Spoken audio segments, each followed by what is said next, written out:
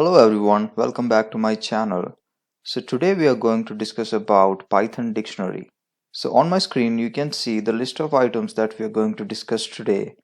So the first item is what is a dictionary in Python, followed by how is it represented in a program. Then we are going to see a simple dictionary example, and then we will see how to get the value from a dictionary using a key in two different ways. So the first method will be using the get function, and the second way would be the direct access of the index. Then we will see how we can change the value of a key within the dictionary, and then we will also see how we can get the length of the dictionary, followed by how we can check if a key exists in the dictionary, and then we will see how to add a new item, that means a key value pair, to a dictionary in Python. And then we are going to also see how we can remove an item from the dictionary using two different methods. One is pop and the other one is del, which stands for delete. And towards the end of this video, I'll give you a homework wherein you have to work on one particular assignment using dictionary of Python. So let's get started. So the first thing in our list is what is a dictionary in Python. So dictionary is a way to represent data in Python. So you can use the key value pairs.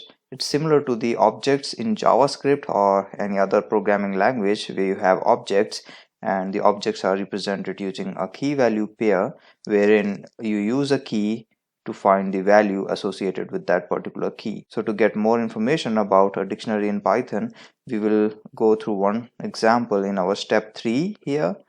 And before that, we need to also look into how a dictionary is represented in a Python program.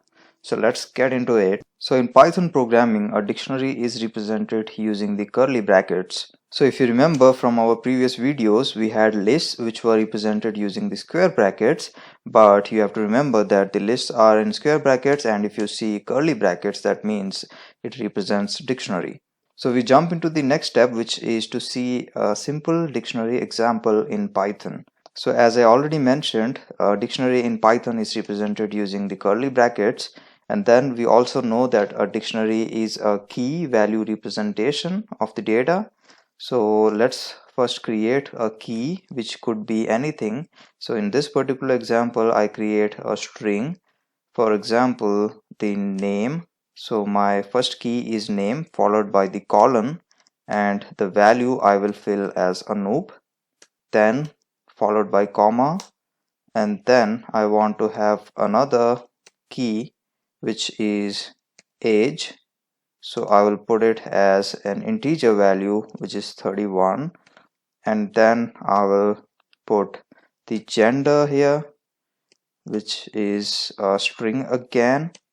So I will type in male, and I think I will create one more key value pair here, which is say telephone number or phone number, and I will type in an integer value of some random text here. So we have created a dictionary, but the problem now is this is just a dictionary without any name. So we need to assign a name to this particular dictionary so that we can use it in our program. So let's give it a name, which means we are assigning this dictionary to a particular variable. Let's call it personal data. So what I have done is I have created a dictionary of personal data, and I have created a variable with the name personal data, and I am assigning the value of this dictionary to my newly created variable here. Okay, I hope this is clear to everyone watching this video at this moment. If not, then please go ahead and comment on this video with your particular question, and I'll try to answer this question as a reply to your comment. So we have covered this particular step where we wanted to see a simple dictionary example. I will also like to tell you here that a key here can be a string as well as an integer. So I can also make it like 1 is Anoop and 2 as 31 and 3 as male and 4 as 1 2 3 4 5 6. So it need not be a string, it can also be an integer. So just for your information, I'm undoing everything that I changed, and we bring it back to the original key value pair. Okay, so I have saved this and we move on to the next step, which is to see how to get the value of a dictionary item using the key. And there are two ways to do that. The first one is using the get method, and the second one is directly accessing the key within the dictionary. So let's try by using the get method. So we will use the same dictionary that we created in our previous step, which is personal underscore data. And as a first step, we will use the get method to get the name of the person from this personal data dictionary variable. So let's see how do we do that. So I will type in personal data dot get followed by the key name. Okay, so when I do this, this is the particular syntax to get the value of a key. So here you can see that the get method is used and then followed by the key, which is name. And if I want to see the output in the console, as you know, I have to put this whole statement inside the print command. So now I am ready to run this file, and you can see that the output gets printed on my console, which is the name Anoop. So you can see that I used the key, but it prints the value here. So similarly, I can do the same thing to get the age as well. So you can see that the console prints the age now, which is 31, as stored in this particular dictionary variable. So now finally I will also show you how I can get the phone number. It's same as we did. So instead of age, I will type in phone here and I will execute this command. So a really good thing about the get function here is that, so if you type in an incorrect index name here or the key name, then it does not error out. So let's see that we type in some random key here like address. So you know that we do not have the address key in this personal data dictionary, but in case we try to access the address key here, what happens? Let's see that. I will comment the previous two code here so that we just see the output from this particular statement. So you can see that it prints none and there is no other error. So that means the get method was not able to find the address key and hence it returns none. So this is one of the cool feature that you get using the get method of the dictionary in Python. So this functionality of the get method helps you prevent any error while trying to access a key which might not be available in the dictionary. So we will also see how we can access the value of a particular key in the dictionary in the second way, which is the direct way of accessing the value. So let's jump into an example and see how it works. I will type in the dictionary name, the variable that stores the dictionary, followed by the square brackets and then the key for which I want to find the value. So firstly we will try with the name. I will execute this, and as we have not placed it inside the print statement, it's not giving any output. So let's put it inside the print statement and execute this again, and you can see that the output Anoop is getting printed. So let's try it again for another key, which is age, and if you see the output, it prints 31 as well. So this is another way of getting the value of a dictionary key without using the get method here. So what happens if I try to get the value of a key where the key name is not a valid key name, for example the address? Okay, so if I try to execute this, it gives me an error that the key is not found. So you can check the error in the console which says key error address, which means the Python program was not able to find this particular key in this particular dictionary. So you would have understood already that there is a difference between these two way of getting the value from a key inside a dictionary. The first method, using the get method, gives you the value similar to the second method, but the only difference is that the get method returns none if there is a invalid key passed in here, but in the second method it returns a key error in case the particular key is not available in the dictionary. So let's jump into the next step, which is to change the value of a key in the dictionary. So to get started with, I will type in the dictionary name or the dictionary variable name, and then I want to say change the name to something, say John. So if you remember, the name was saved as Anoop, Now I want to change it to John. So if I follow this particular syntax, then I can change the value. And now in order to verify that the name is already updated, I have to print this, and I will get the name personal data dot get name. So if everything goes fine, we should see the new output, which is John. So you can see that the console prints John, which means we were successfully able to update the value for this particular key, that is name.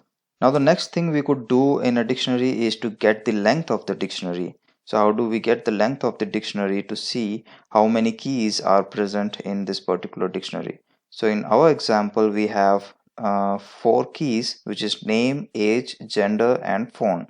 So if we try to get the length of this dictionary, the value should be 4. So the syntax to get the length of the dictionary is as follows. So we have to type in len, then bracket, and then followed by our variable name, which is personal underscore data. So that's all. And if I execute this file, and we also need to put it inside the print statement so that it outputs the value to the console. So you can see here that it prints 4, which is as expected, and we had only 4 key value pair here. Okay, so I will comment these now so that we have a cleaner console output. So in the next example, we want to see that whether a key exists in the dictionary. So the syntax for that is we first type the key we want to search for, and then the keyword is in, and then followed by the dictionary variable. So what exactly we are doing here? So we are trying to see whether the particular key, which is name, is present in the dictionary personal data. So if it is present, it returns the boolean value true, and if it is not present, it returns the boolean value of false. And to see the output, we have to put it inside the print statement. And if I execute this, you will see that the console output says true, which means this personal data dictionary has a key called name.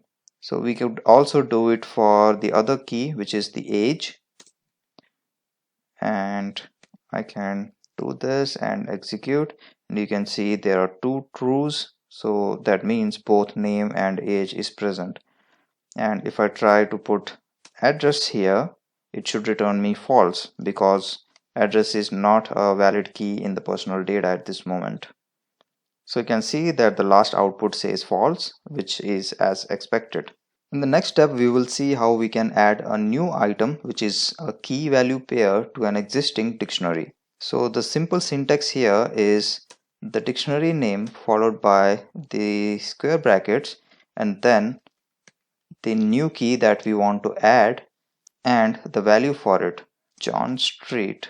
So what we have done here is we have used the dictionary variable, and then we are creating a new key, which is address, and then we are assigning this particular string value to this particular key.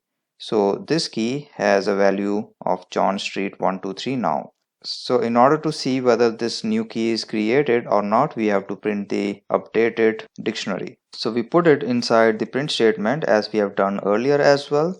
So personal data dot get address. So if I execute this particular statement, you will see that the output shows me the updated key value pair, which is the John Street 123 as part of this particular key, the address. In the next step, we will see how to remove an item from the dictionary using 2 different methods. One is pop and the second one is del, which stands for delete. So using the pop method, we could do it in this format. So the dictionary variable dot pop followed by the key that you want to remove. So if I want to remove the name from this dictionary, then I will follow this particular syntax, and then I want to print the updated dictionary just to ensure that this particular key is removed from the dictionary. So I will comment out everything else so that we get a clear output now.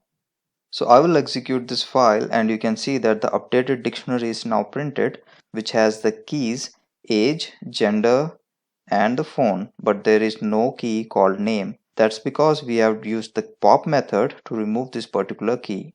So now we will see the next method of removing a particular key value pair from the dictionary. We will write it as starting with the del keyword followed by the brackets and then the dictionary name, which is personal underscore data, and then we will put the square brackets and the key that we need to remove. So this should remove the key name as well as the value of this particular key from the personal underscore data dictionary. So if you want to see the output, we have to print the updated dictionary into the console, and I will execute this. So you can see that the updated dictionary is printed into the console, which has the keys age, gender, phone, but no key called name. We can also repeat this step to ensure that this is working. So instead of name, I can now do age here, and if I print this again, so you can see that in the next output we are missing the age as well, so which means that our delete function is working properly. So let's jump into the homework or the home assignment for you related to the dictionary topic that we have discussed today. So the first thing you have to do is create a dictionary of your personal details, and this dictionary should contain at least these three keys, that is name, age and gender, and these three keys should also have valid values associated with them. Once you are done with this, you have to add a new key value pair for the qualification. That means the key name should be qualification, and in the value you should add your actual qualification. Then you have to remove the key value pair of age. That means you have to remove the key of age, and it will automatically remove the value for age as well. Once you are done with all these three steps, you have to print the final updated dictionary. So if you face any issue writing this code, or if you find any errors, please feel free to write it in the comment section and I will try to help you as soon as possible. If you enjoyed watching this video so far, then don't forget to like it, share it with your friends, and if you have not subscribed to this channel yet, please do it now. You can also press the bell icon if you want to get notified when I upload my next video on Python tutorial for beginners. Thanks for watching this video, and I hope I have helped you understand one particular concept in Python today.